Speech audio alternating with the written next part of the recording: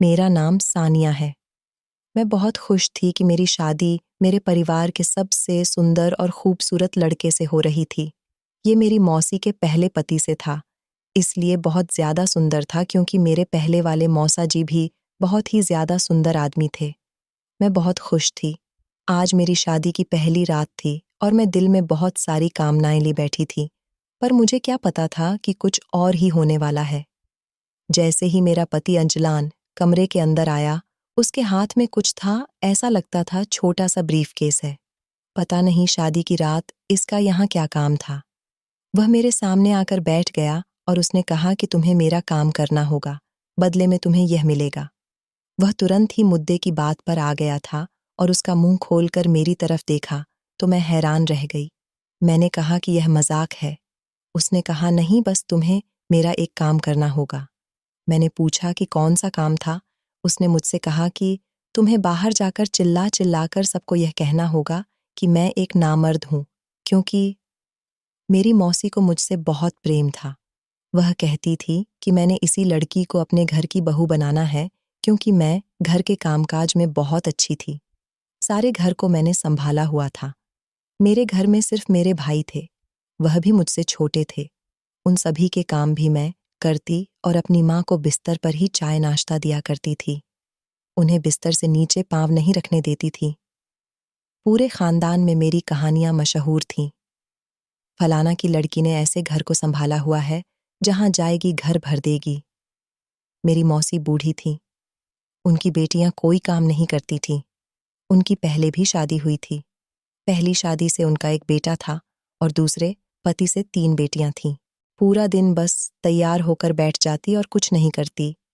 इसलिए उनको ऐसी बहू चाहिए थी जो घर को संभाले। उनके घर में जाओ तो उसके घर से बू आती थी। जगह जगह कचरा पड़ा होता था। मैं भी कहती थी कि मौसी ये क्या है, तो कहती थी कि मैं क्या करूं, बूढ़ी जान हूं।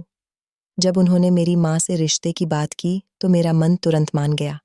मौसी ने कहा कि अपनी बहन के घर से बेटी लूंगी तो मुझे क्या मसला होगा, और वैसे भी अजलान तो पहले पति से है। उसकी शादी तो तुम्हारी बेटी के साथ हो सकती है। हमारी शादी की बातें होने लगीं। मेरी मौसी बहुत बीमार रहती थीं। उन्हें ब्लड प्रेशर का मसला था। जब उनकी कोई बात नहीं मानी जाती या कोई ऐसी बात होती जो उनको पसंद नहीं होती तो उनका ब्लड प्रेशर बढ़ जाता था और वह सीधा अस्पताल पहुंच जाती थी। ऐसा लगता था कि मर जाएगी, लेकिन जैसे ही उनकी बात मान ली जाती, वह ठीक हो जाती थी और उनका ब्लड प्रेशर नॉर्मल हो जाता था। अजलान अच्छा लड़का था, उसकी कमाई भी अच्छी थी और मुझे भी पहले से ही पसंद था। इसीलिए मैंने भी हाँ कह दी। हम लोगों की शादी पक्की हो गई, पर अजलान खुश नजर नहीं आ रहा था। मैंने अपनी माँ से कहा कि यह तो खुश नजर नहीं आ रहा, कहीं कोई मसला तो नहीं है। मेरी माँ ने कहा कि ऐसे ही मूड बना रखा है, उसकी शक्ल ही ऐसी है। तू परेशान ना हो, तेरी शादी तो पसंद की जगह पर हो रही है। तू तो मेरी प्यारी बेटी है। मैंने कहा कि मैं बहुत खुश हूँ। जैसे ही हमारी बात पक्की हुई, मैं बहुत खुश रहती थी। अब शादी में 1 हफ्ता रह गया था। दोनों घरों में तैयारी हो रही थी। मुझे एक अनजान नंबर से फ़ोन आने लगा। मुझे नहीं पता कि कौन था। मुझे लगा कि शायद मेरी कोई रिश्तेदार है, क्योंकि शादी वाला घर था, तो लोग फ़ोन करके पूछ रहे थे कि शादी कब है? हम कब तक आएँ?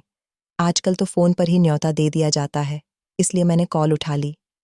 उस तरफ से कोई लड़की बोल रही थी, लेकिन आवाज़ से ऐसा लग रहा था कि जैसे मुँह में सुपारी डालकर बोल रही हैं। उसने कहा कि अजलान से शादी ना करना, नहीं तो तुम्हारे साथ बहुत बुरा होगा। मैंने कहा कि कौन हो तुम, कहाँ से बोल रही हो और क्यों ऐसा कह रही हो? उसने कहा कि मैं जो भी हूँ, मैं तुम्हारे फ़ायदे की बात कर रही हूँ, उससे शादी नहीं करना, नहीं तो तुम्हारे साथ बहुत बुरा होगा।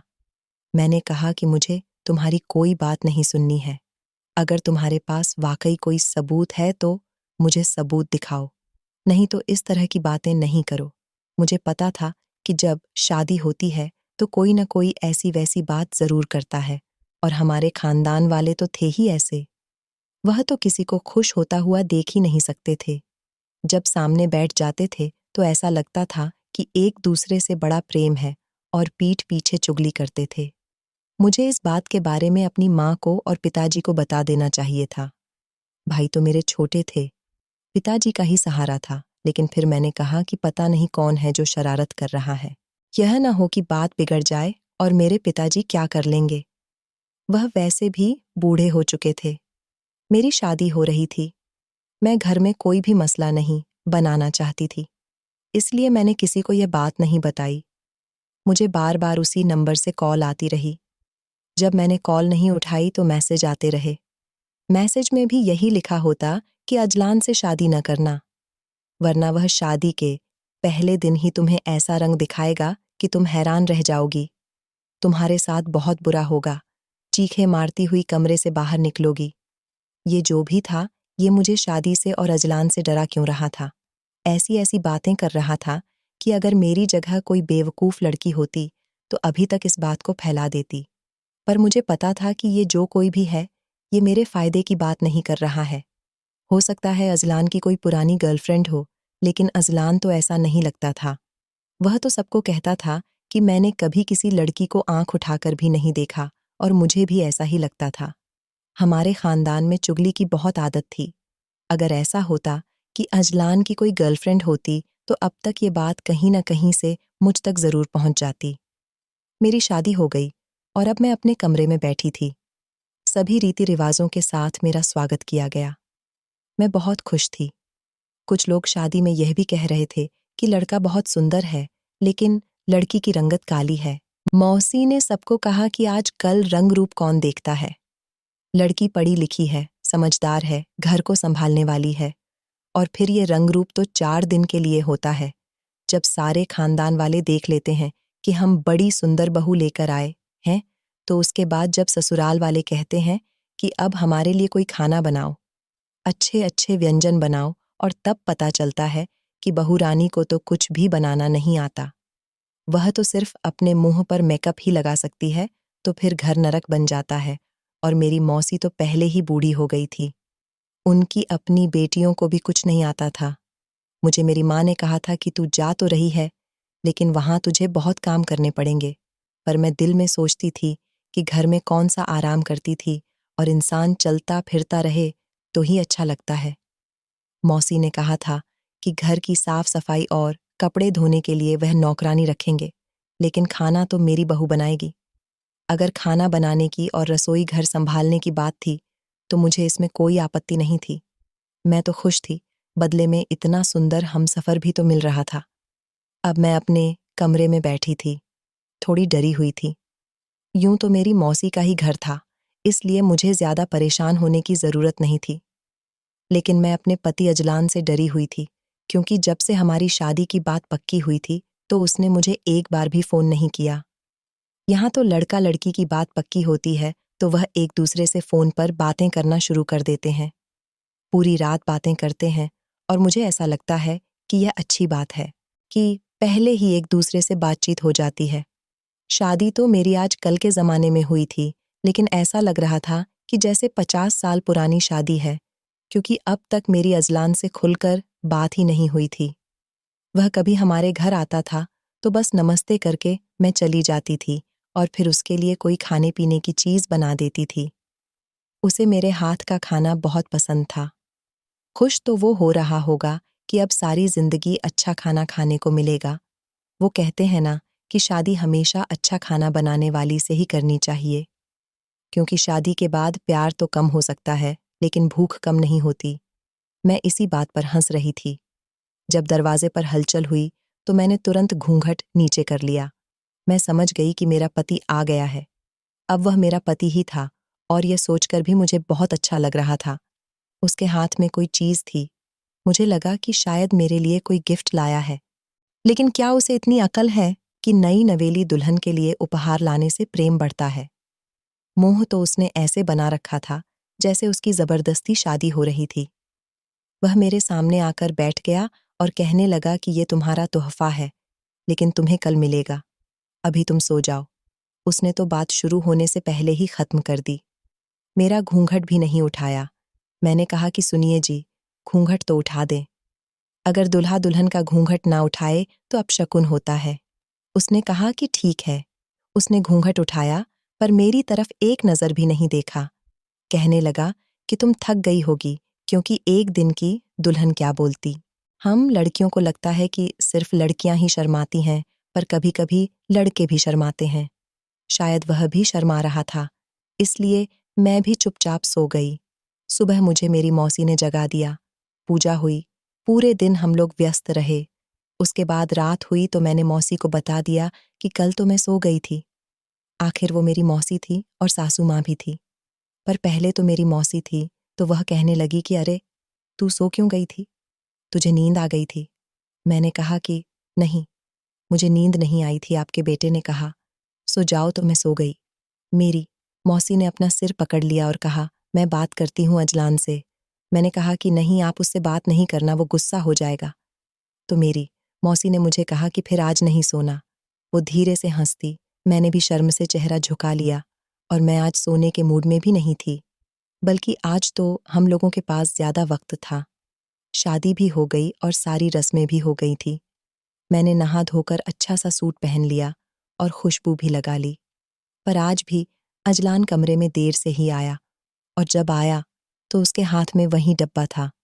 कल से मैं सोच रही थी कि इस डिब्बे के अंदर क्या है, और डब्बा लिए ही मेरे सामने बैठ गया और कहने लगा कि आज मैं तुम्हें बताता हूं कि इसके अंदर क्या है। मैंने कहा कि जी बता दें। पर जब डब्बा खुला तो मेरे कदमों तले से जमीन खिसक गई, क्योंकि इस ब्रीफकेस के अंदर तो बहुत सारे रुपए थे। ऐसा लगता था कि लाखों रुपए होंगे। उसने कहा कि यह कितने रुपए होंगे, तुम्हें क्या लगता है?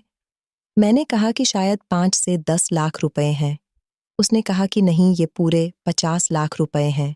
इससे पहले कि मैं कुछ भी बोलती, जाहिर है मेरे दिल में तो हजारों सवाल थे। उसने कहा कि ज्यादा सोचने और बोलने की जरूरत नहीं है। मेरी बात गौर से सुनो, ये सारे के सारे पैसे तुम्हारे हो सकते हैं। तुम इन पैसों से जो मर्जी करो, मैं तुम्हें नहीं रोकूंगा। अपने माता पिता को दे दो, अपने भाइयों की पढ़ाई में लगा दो, अपने माँ बाप के लिए घर बना लो, अपने लिए सोना बनाओ, गहने बनाओ, जो तुम करना चाहती हो करो। लेकिन इसके बदले में तुम्हें मेरा एक काम करना होगा। मैंने कहा कि कौन सा काम? मैं आपके लिए क्या कर सकती हूँ?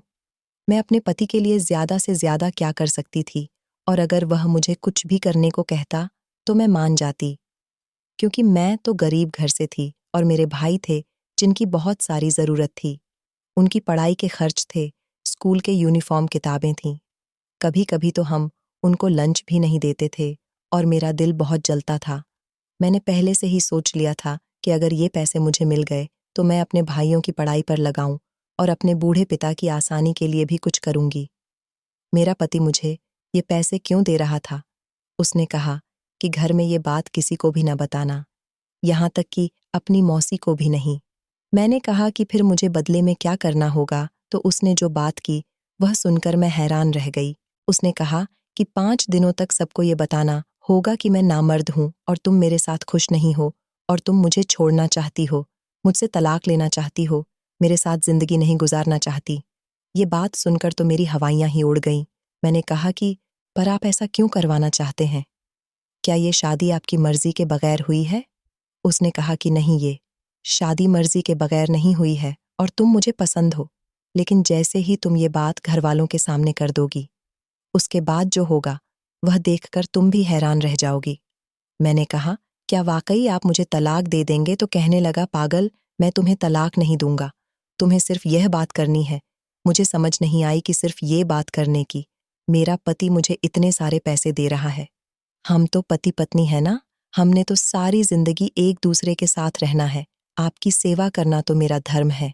उसने कहा, अपनी पत्नी को पैसे दे रहा हूं, किसी गैर को तो नहीं दे रहा हूं, और बात भी तो अजीब सी है ना, कहीं तुम घबरा न जाओ, इसलिए तुम्हें पैसे दे रहा हूं, और फिर तुम्हारे माँ बाप को जरूरत ही तो है ना, घर के पैसे घर में रह जाएंगे, मैं कौन सा सड़क पर बांट रहा हूं, बस तुम्हें मेरा ये काम करना होगा। मैंने कहा कि ये तो अजीब सा काम है, कैसे कहूंगी मैं ये सब? सब लोग बातें करेंगे, कितना अजीब लगेगा। आपको पता है ना, हमारे खानदान के लोग बहुत बातें करते हैं। मेरा पति कहने लगा कि आसान काम के पैसे नहीं मिलते मेरी जान, तुम्हें ये काम करना होगा, और जब तक तुम ये काम नहीं करती हम एक दूसरे के करीब नहीं आएंगे। अगर तुम्हें कुछ समय चाहिए तो वह भी मैं दे सकता हूँ, पर उसके बाद तुम्हें ये काम करना ही होगा, और ये पैसे भी तुम अपने पास ही रख लो। तुम्हारे दिल में अगर कोई भी सवाल आए, कोई भी, तो तुम इन पैसों में से थोड़े पैसे खर्च करना। तुम्हारा दिल खुश हो जाएगा।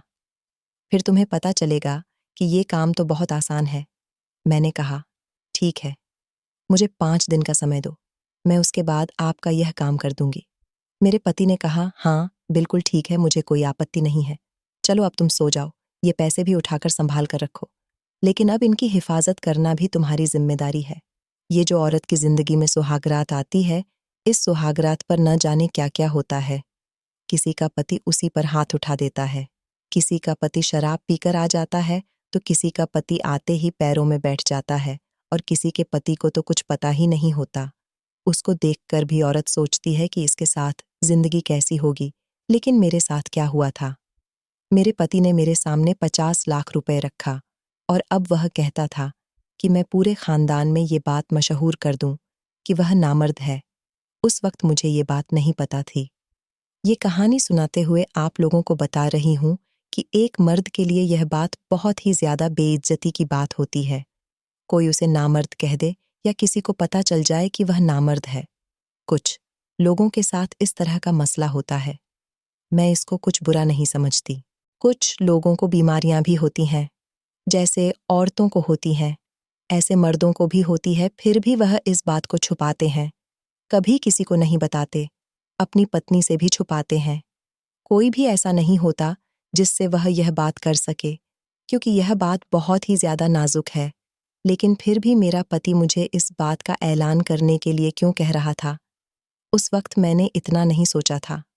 अब तो मैं सोच रही हूं कि यह सब कुछ वाकई बहुत अजीब था, पर उस वक्त मैंने रुपये रखे और थोड़े से रुपये निकाले और मैं अपने घर चली गई। मैंने अपने भाइयों को पैसे दिए तो मेरी माँ ने यह सब देख लिया और कहा कि तुम क्यों पैसे बांट रही हो? तेरे पास इतने पैसे कहाँ से आए? मैंने कहा कि अम्मा मुझे मिले हैं, तो मेरी अम्मा भी खुश हो गई। फिर मैंने अपने भाइयों के लिए पिज्जा ऑर्डर किया। उन लोगों ने जिंदगी में पहली दफा पिज्जा खाया था। फिर मैं उन्हें पार्क में ले गई और उन्होंने जिस झूले पर बैठने के लिए कहा, मैंने उन्हें बिठाया और जो चीज़ खाने के लिए मांगी वह उन्हें खिलाई। वे इतने ज्यादा खुश हो गए कि खुशी से नाचने लगे। घर आए तो भी बहुत खुश थे। जल्दी सो गए। जब सब सो गए तो मेरी माँ ने मुझसे पूछा कि सारी सलामी के पैसे तुमने अपने भाइयों पर उड़ा दिए। अगर तेरे पास इतने ही पैसे थे तो मुझे दे देती। इनकी किताबें भी लेनी बाकी हैं। तूने सारे पैसे इनको खिला दिए। अरे पैसे खिलाने से क्या होता है, जरूरत की चीज ले लो, इंसान के काम तो आती है ना। मैंने कहा कि सारे यूनिफॉर्म, किताबें और फीस वगैरह मिलाकर कितने पैसे बनते हैं? तो मेरी माँ ने कहा कि 30,000 रुपये बनते हैं। अब कहाँ से आएंगे? अभी अभी तेरी शादी की है। तेरे बापू कह रहे थे कि आज किसी से कर्ज ले लेंगे, नहीं तो सबका 1 साल जाया हो जाएगा। मैंने अपनी अम्मा के हाथ में 40,000 रुपये रख दिए।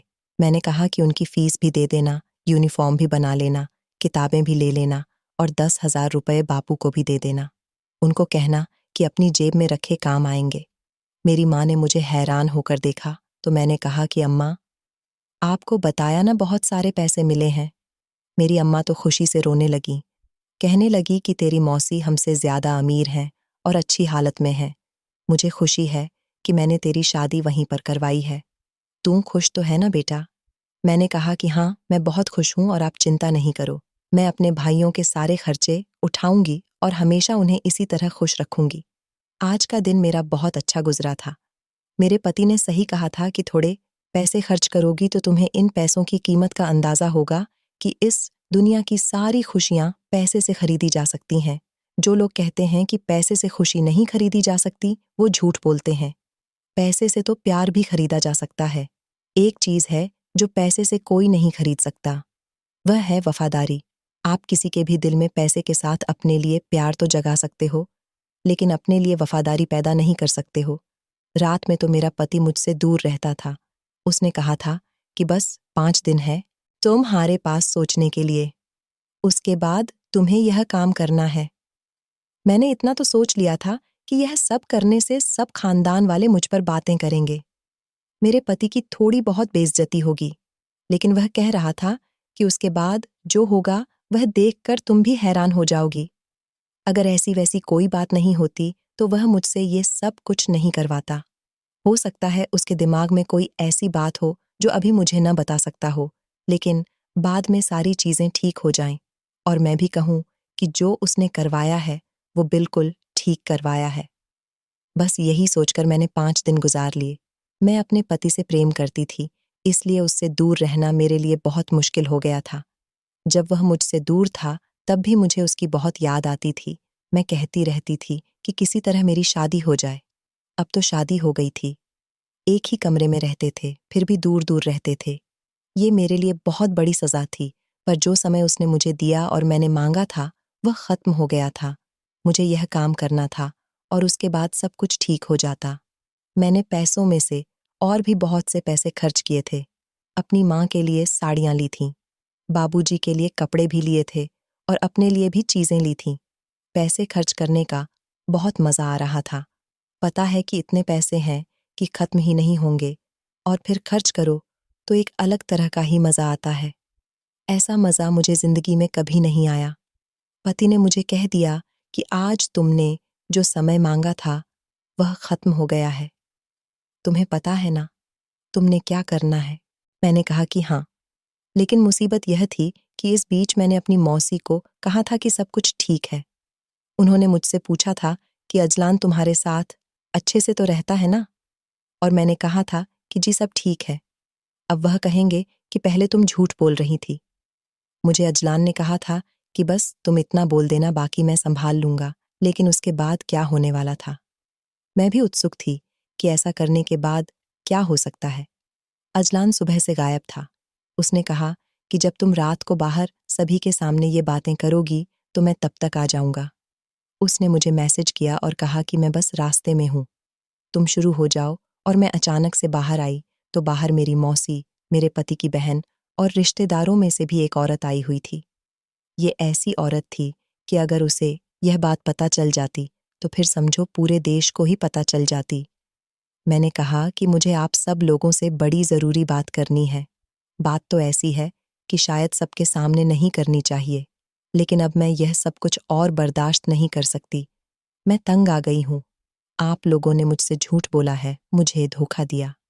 आपको यह बात मुझे पहले बतानी चाहिए थी कि आपका बेटा तो किसी काबिल नहीं है। मैंने बात शुरू की तो सभी लोग हैरान रह गए और कहने लगे कि क्या बात है? क्या हो गया बहू रानी?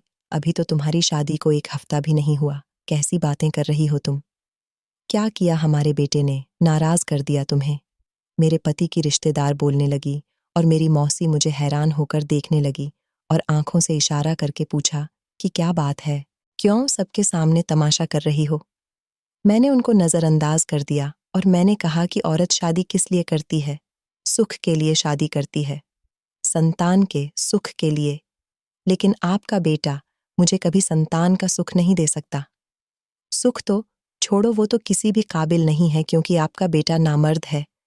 मैंने ये बात क्या की, सब लोग हैरान रह गए, जैसे सब पर बिजली ही गिर गई। मेरा पति भी घर के अंदर आ गया और उसने भी बात सुन ली। मेरी मौसी परेशान हो गई और कहने लगी कि अजलान देख, ये कैसी बातें कर रही हैं। अगर तुम लोगों का कोई आपसी झगड़ा है तो उसे कमरे में बैठकर खत्म करो। क्या कहा है तुमने उसको? मैंने कहा कि मौसी, आपसी झगड़ा तो तब खत्म होगा ना जब हम लोगों ने एक साथ रहना हो। मैं ऐसे पति के साथ नहीं रहना चाहती। ये तो किसी भी काबिल नहीं है। आपको मेरी बात समझ नहीं आई क्या? मैं आपको ज़्यादा खुलकर बताऊं? तो मेरी मौसी तो हैरान ही रह गई और कहने लगी कि ये क्या बोल रही हो तुम? अजलान कुछ नहीं बोल रहा था। मुझे लगता था बस मेरा काम हो गया। मुझे इतना ही कहना था, लेकिन जो अजलान ने किया वह देखकर तो मेरी जान ही निकल गई। उसने कहा कि मैं आप लोगों को बताता हूँ कि सच्चाई क्या है। ये मेरे साथ रहना ही नहीं चाहती है क्योंकि इसका पहले से ही किसी और के साथ ताल्लुक है और ऐसा वैसा नहीं। ये जो रोज़ घर से निकल जाती है, उसी के पास जाती है। जब मुझे इसके बारे में पता चल गया और मैंने कहा कि मैं ये बात सबको बता दूंगा, तो उसने कहा कि मैं भी झूठ बोलकर सबको बता दूंगी कि तुम नामर्द हो और मैं तुम्हारे साथ नहीं रहना चाहती हूँ।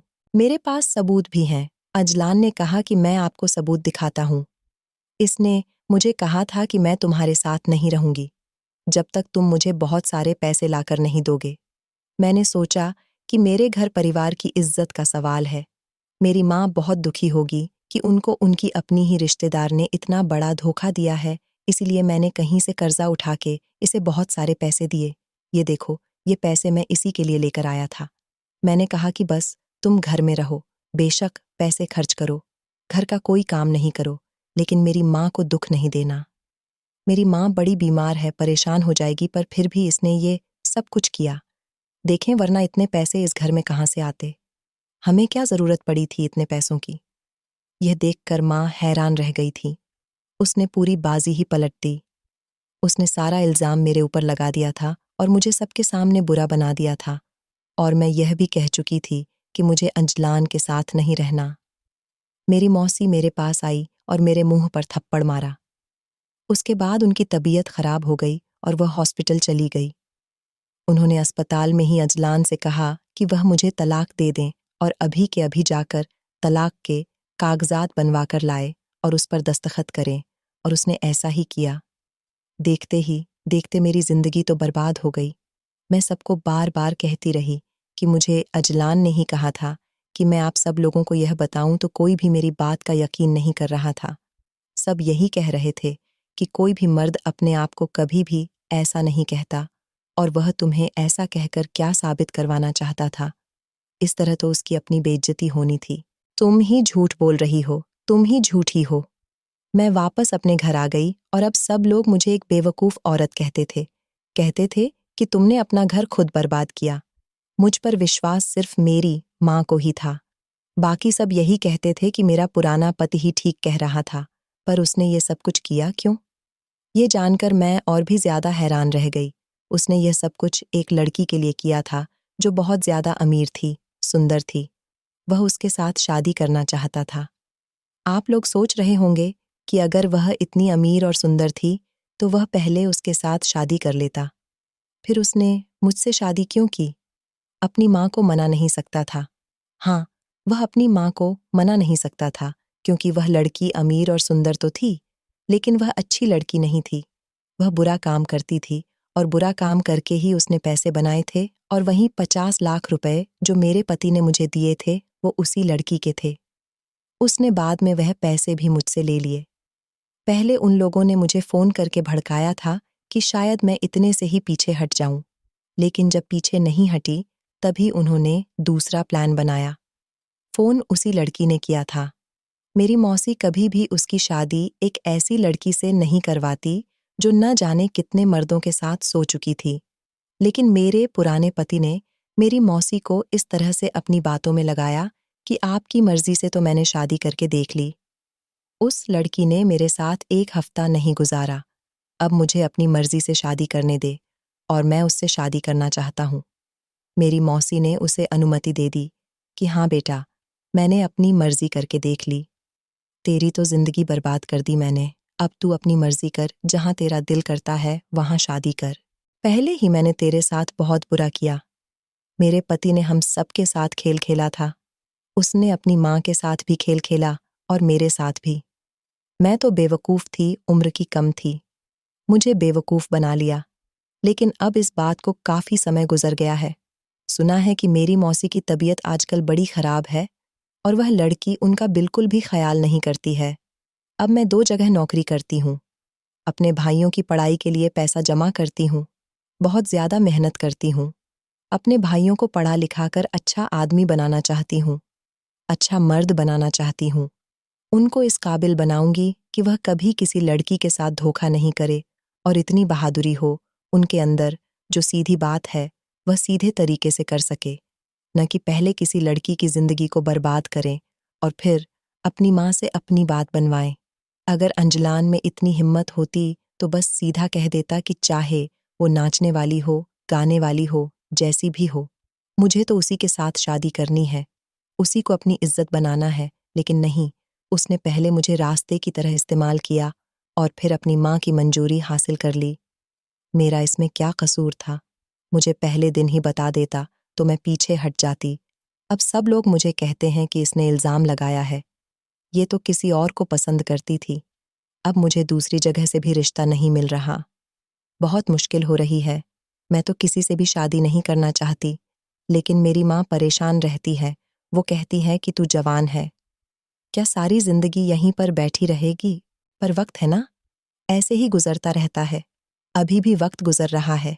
रोज मेरी माँ कहती कि तेरे लिए कोई रिश्ता देखना है, लेकिन रोज दिन गुजर जाता है और वक्त गुजर ही रहा है।